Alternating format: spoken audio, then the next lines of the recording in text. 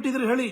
ನೀವು ಕಾಂಗ್ರೆಸ್ನ 2006ರಲ್ಲಿ ಜಾಯ್ನ್ ಆಗೋಕ್ಕಿಂತ ಮೊದಲು ನೀವು ಸೋನಿಯಾ ಗಾಂಧಿ ಅವ್ರನ್ನ ಅವಳು ಇವಳು ಅಂತ ಮಾತಾಡಿಸ್ತಿದ್ರಿ. ನೀವು ನಿಮ್ಮ ಸಾರ್ವಜನಿಕ ಭಾಷಣಗಳನ್ನು ತೆಗೆದು ನೋಡಿ. ನೀವು ಅದರೊಳಗಡೆ ನೀವು ಅವರನ್ನು ಕೂಡ ಏಕವಚನದಲ್ಲಿ ಸಂಬೋಧಿಸ್ತಾ ಇದ್ರಿ. ಇಂಥ ನಿಮ್ಮ ಬಗ್ಗೆ ನಿಮ್ಮ ಏನು ಬಾಲಬಡಕರು ಒಂದಷ್ಟು ಜನ ಇದ್ದಾರಲ್ಲ, ಅವ್ರು ಬಂದು ಏಕವಚನ ಬಹುವಚನ ವ್ಯಾಕರಣದ ಬಗ್ಗೆ ನನಗೆ ಬೋಧನೆ ಕೊಡ್ಲಿಕ್ಕೆ ಹೋಗ್ಬಿಟ್ಟಿದ್ದಾರೆ.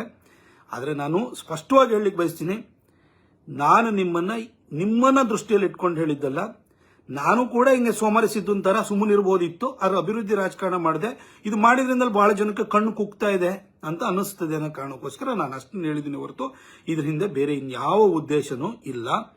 ನಿಮ್ಮ ಬಹಳಷ್ಟು ಜನ ಮೈಸೂರಿನಲ್ಲಿ ಬಹಳ ಒಂದಷ್ಟು ಜನ ನಿಮ್ಮ ಬಾಲಬಡಕರು ಹುಟ್ಕೊಂಡಿದ್ದಾರೆ ಸರ್. ದಯವಿಟ್ಟು 2024 ಲೋಕಸಭಾ ಚುನಾವಣೆಯಲ್ಲಿ ನನ್ನ ವಿರುದ್ಧ ಯಾರನ್ನು ಅಭ್ಯರ್ಥಿಯಾಗಿ ಮಾಡ್ತೀರಿ ಈಗಲೇ ಘೋಷಣೆ ಮಾಡಿ ಸರ್. ಈ ಬೊಬ್ಬೆ ಸ್ವಲ್ಪ ಕಮ್ಮಿ ಆಗೋಗುತ್ತೆ. ನಿಮ್ಮನ್ನು ಇಂಪ್ರೆಸ್ ಮಾಡೋದಕ್ಕೋಸ್ಕರವಾಗಿ ನಾನು ಮೇಲೂ ಅಂತ ಹೇಳ್ಬಿಟ್ಟು 5-6 ಜನ ಕ್ಯಾಂಡಿಡೇಟ್ ಇದ್ದಾರೆ. ಅವ್ರು ಯಾರಿಗಾರು ಒಬ್ರು ಹೆಸರನ್ನು ಘೋಷಣೆ ಮಾಡಿ, ಆನಂತರ ಅವರವರೇ ಬಡದಾಡ್ಕೊಳ್ತಾರೆ. ಈ ಫಸ್ಟ್ ನೀವು ಹೆಸರನ್ನು ಘೋಷಣೆ ಮಾಡಿ ಸರ್.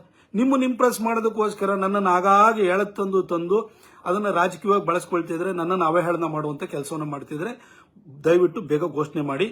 ಅದ ನಂತರ ಇನ್ನೊಂದಷ್ಟು ಜನಕ್ಕೆ ಆ ನಿಗಮ ಮಂಡಳಿನ ಘೋಷಣೆ ಮಾಡಿ ಅವರಿಗೆಲ್ಲ ರಿಹ್ಯಾಬಿಲಿಟೇಟ್ ಮಾಡಿ ಸರ್. ಅವರು ನಿಮ್ಮ ಪರವಾಗಿ ಘೋಷಣೆ ಹಾಕಿ ನಿಮ್ಮನ್ನು ಇಂಪ್ರೆಸ್ ಮಾಡಲಿ ಪ್ರಯತ್ನ ಮಾಡಿ ಸತ್ತು ಸುಣ್ಣಾಗಿ ಹೋಗ್ಬಿಟ್ಟಿದ್ದಾರೆ ಅವರು.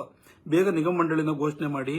ಆವಾಗ ಮೈಸೂರಿನಲ್ಲಿ ಇಂತಹ ಅಪದ್ಧಗಳು, ಈ ರೀತಿ ಸುಳ್ಳೆ ಇದು ಬೊಬ್ಬೆ ಹಾಕುವಂಥದ್ದು ಇದೆಲ್ಲ ನಿಲ್ಲುತ್ತೆ. ಅನುಕ್ಷಣದ ಸುದ್ದಿಗಳಿಗಾಗಿ ವಿಸ್ತಾರ ನ್ಯೂಸ್ ಯೂಟ್ಯೂಬ್ ಚಾನೆಲ್ ಸಬ್ಸ್ಕ್ರೈಬ್ ಮಾಡಿ. ಹೊಸ ಸುದ್ದಿಗಳ ನೋಟಿಫಿಕೇಶನ್ಗಾಗಿ ಬೆಲ್ ಐಕಾನ್ ಕ್ಲಿಕ್ ಮಾಡಿ. ಲೇಟೆಸ್ಟ್ ಅಪ್ಡೇಟ್ಸ್ಗಾಗಿ www.vistaranews.com ವೆಬ್ಸೈಟ್ಗೆ ವಿಸಿಟ್ ಮಾಡಿ. ಅಂಗೈಯಲ್ಲೇ ಜಗತ್ತಿನ ಸುದ್ದಿ ತಿಳಿಯಲು ವಿಸ್ತಾರ ನ್ಯೂಸ್ ಕನ್ನಡ ಆಪ್ ಡೌನ್ಲೋಡ್ ಮಾಡಿ.